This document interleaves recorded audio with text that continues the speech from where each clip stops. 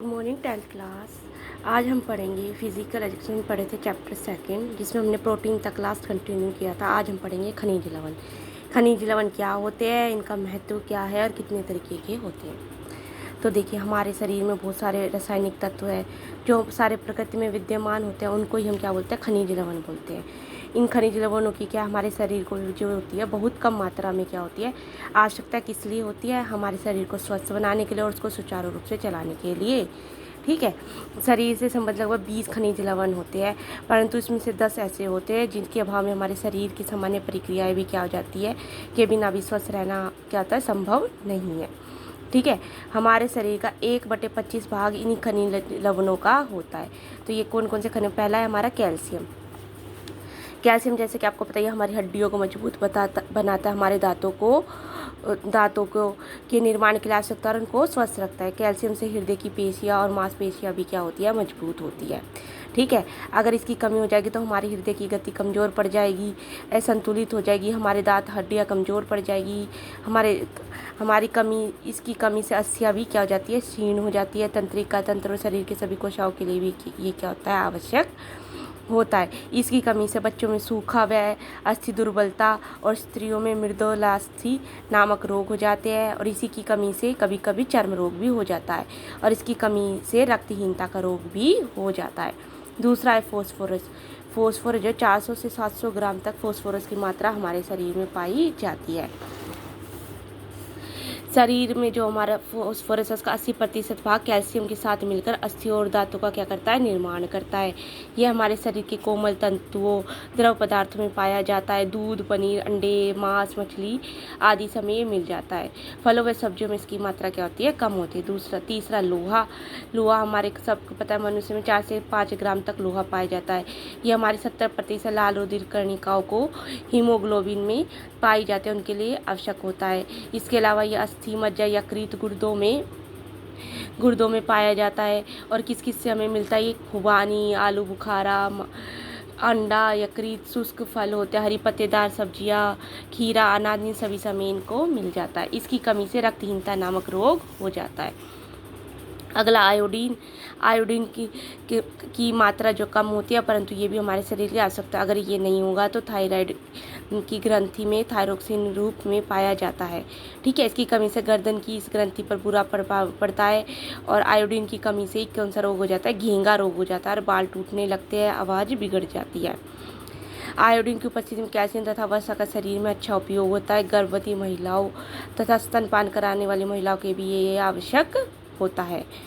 उसके बाद सोडियम जल के संतुलन के लिए आवश्यक होता है। एक स्वस्थ व्यक्ति में 120 ग्राम तक पाया जाता है।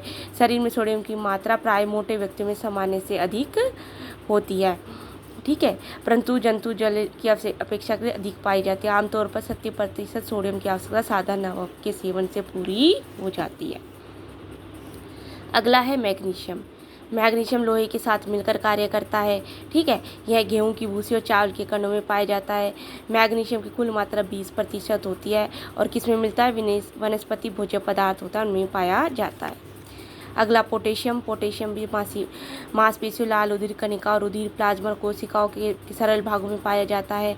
यह खाने के पदार्थों में बहुत कम मात्रा में मिलता है, और शरीर के तंतुओं का निर्माण करता है, और घाव के दर्द को क्या करता है, कम करता है। अगला तांबा यानी कि कॉपर। यह लोहे के साथ मिलकर खून के रक्त बनाने में सहायता करता है। यकृत, दाल, चाय, अनाज, कॉफ़ी, इन सब में ये मिलता है। अगला गंधक। गंधक शरीर में बहुत कम मात्रा में मिलता है। ठीक है, कुछ विशेष प्रोटीन में 2% गंधक पाया जाता है, जैसे अंडे की जर्दी, मांस, मछली, जिगर आदि में ये मिलता है। उसके बाद जल मुझे शरीर में 70% है तथा शेष भाग ठोस पदार्थ का है। यह हमारे शरीर के लिए बहुत तरीके से जो होता है।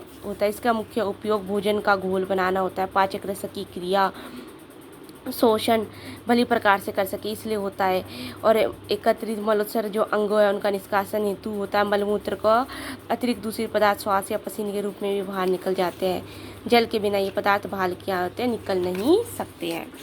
ठीक है, इस प्रकार से ये प्राप्त होता है। साधारण जल के रूप में भी प्राप्त होता है, और पदार्थों से भी हमें जल क्या आता है, प्राप्त होता है। जैसे फल हो, सब्जी या फिर रसदार फल हो गए, उनसे भी हमें कहते हैं जल की कमी हमारे शरीर में पूरी हो जाती है। संतुलित आहार, अगला है आप संतुलित आहार से क्या समझते हैं। संतुलित आहार वह भोजन है जिसमें क्या होता है, हमारे सभी पौष्टिक तत्व पाए जाते हैं, यानी कि भोजन, प्रोटीन, वसा, ये सभी खनिज, लवण सभी हमें सही अनुपात में मिल सकते हैं। ये फिर अगला क्वेश्चन है, संतुलित आहार को प्रभावित करने वाले कौन कौन से तत्व हैं। तो कौन से एज, देखो अलग अलग आयु के अनुसार मनुष्य को अलग अलग संतुलित आहार चाहिए होता है। ठीक है, समुचित विकास के लिए आहार की आवश्यकता भी क्या होती है, अलग अलग होती है। फिर है लिंग, सेक्स, स्त्रियों की अपेक्षा पुरुषों के संतुलित आहार की आवश्यकता अधिक होती है। वैज्ञानिकों द्वारा अध्ययन किया जाएगा, स्त्रियों को पुरुषों के संतुलित आहार का 90% दिया जाना चाहिए।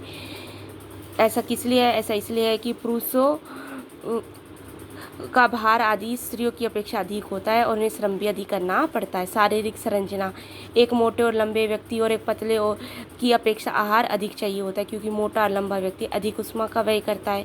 व्यवसाय के लिए संतुलित आहार के अधिक आवश्यक होता है। अगर हम अधिक मात्रा में संतुलित आहार करेंगे तो हमारा मानसिक कार्य कर सकते हैं और हम स्वस्थ भी रहेंगे। नेक्स्ट है जलवायु, जलवायु के अनुसार भी हमें संतुलित आहार करना चाहिए। गर्मी है तो उसके अनुसार गर्मी, शीतल और ठंड है तो सर्दियाँ हैं तो सर्दियों में अधिक उष्मा से, तो उसके अतिरिक्त हमें क्या करना चाहिए, भोजन करना चाहिए। यह आपका चैप्टर 2 कंप्लीट हुआ।